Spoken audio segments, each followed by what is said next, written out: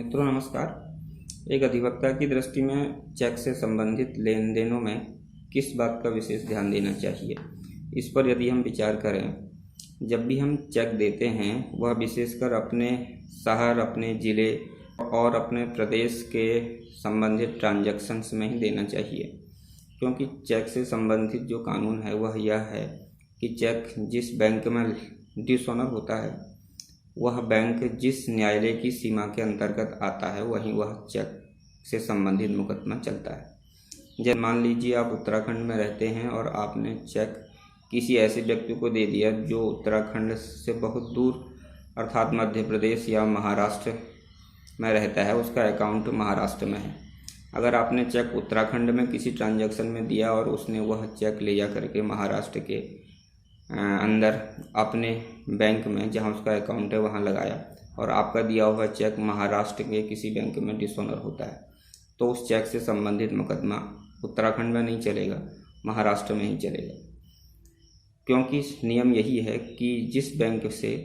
Check dishonour होता है वह बैंक जिस न्यायालय की सीमा के अंतर्गत आता है वहीं मुकदमे चलते हैं। इसलिए हम यह कह रहे हैं कि जब भी आप चेक दें वह ऐसे ट्रांजैक्शन में दें जो आपके शहर के अंदर का ही हो या जिस ज़िले में आप रहते हैं उस ज़िले से संबंधित ही हो, या विशेषकर जिस प्रदेश में आप रहते हैं उस प्रदेश से संबंधित हो।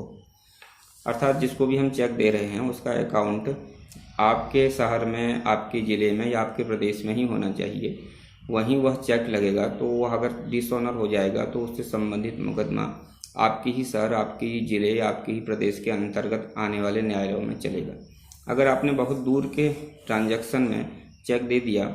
तो वह चेक जब डिसऑनर होगा तो आपको उतने दूर के न्यायालय में उस चेक से संबंधित मुकदमों को झेलने के लिए जाना पड़ेगा, क्योंकि चेक से संबंधित मुकदमे एक फौजदारी मुकदमे होते हैं।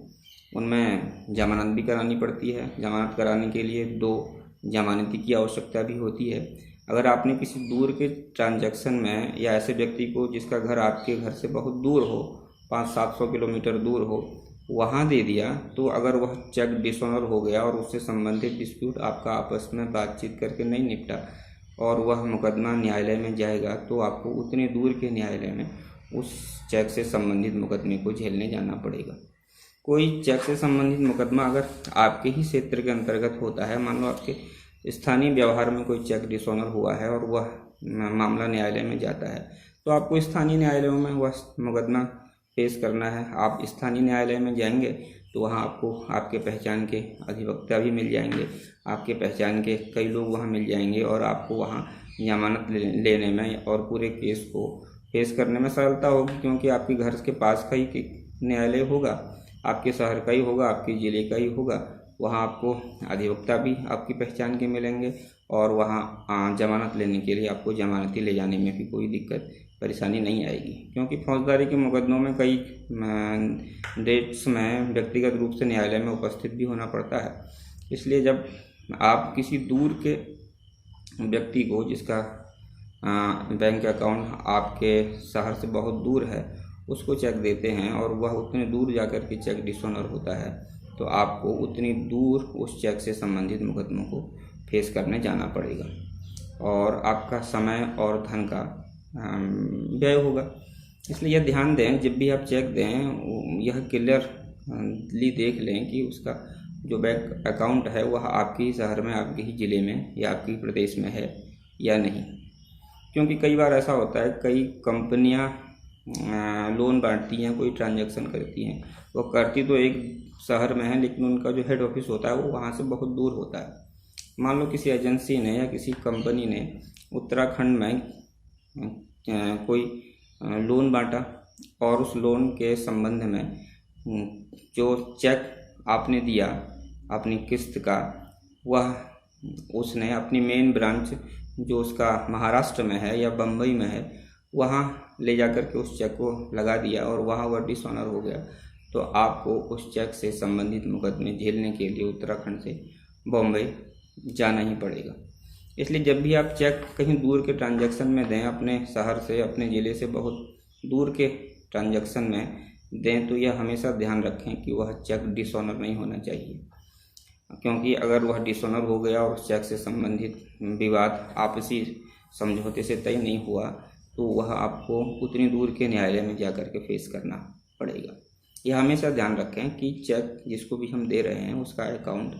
आपके ही शहर में, आपके ही ज़िले में या विशेषकर आपके ही प्रदेश में हो, ताकि अगर वह डिसऑनर भी हो गया तो आपको अपने ही शहर, अपने ही ज़िले और अपने ही प्रदेश के न्यायालयों में उस चेक से संबंधित मुकदमों को फेस करने के लिए जाना पड़ेगा। और दूसरी बात यह है, कई बार ऐसा होता है कि चेक्स को कभी कभी कोई एजेंसी ब्लैंक चेक ले लेती है। पहले तो ब्लैंक चेक देने नहीं चाहिए, और अगर देने ही पड़ गए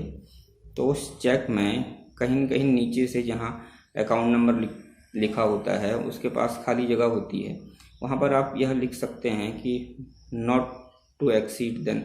10,000, 20,000 या नॉट मोर देन 20,000 या 30,000। अगर आपने ऐसा लिखा होगा कि यह चेक जो है 10,000, 20,000 की सीमा से अधिक में नहीं लगेगा, तो वह चेक उतनी ही धनराशि के लिए प्रयोग किया जा सकता है जितनी चेक के नीचे से खाली जगह पर आपने लिखा है कि नॉट मोर देन 20,000 या नॉट मोर देन 30,000। ऐसा अगर आप उसमें मेंशन कर देंगे तो वह चेक भले ही आपने ब्लैंक दे दिया हो, लेकिन उस सीमा से अधिक के लिए वह चेक प्रयुक्त नहीं होगा। या उसमें लिख दीजिए कि मैक्सिमम लिमिट। इसलिए ब्लैंक चेक देते समय इस बात का ध्यान रखें कि उसमें आप ऐसा नोट लगा दें कि यह चेक अधिकतम इतनी सीमा तक लगाया जा सकता है। और तीसरी बात यह भी ध्यान रखने की है कि कई बार ऐसा होता है कि सामने वाला यह कह देता है कि इसमें आप अमाउंट भर दीजिए और नाम हम खुद भर लेंगे। ऐसा चेक भी अगर नाम किसी ऐसे व्यक्ति का उसमें बाद में उसने भर दिया जिसका अकाउंट आपके शहर से बहुत दूर है, तो आपको उस चेक के डिसऑनर होने पर उतनी ही दूर के न्यायालय में उस केस को फेस करने के लिए जाना पड़ेगा। और कई बार ऐसा होता है व्यक्ति अपने घर के किसी अन्य सदस्य के नाम से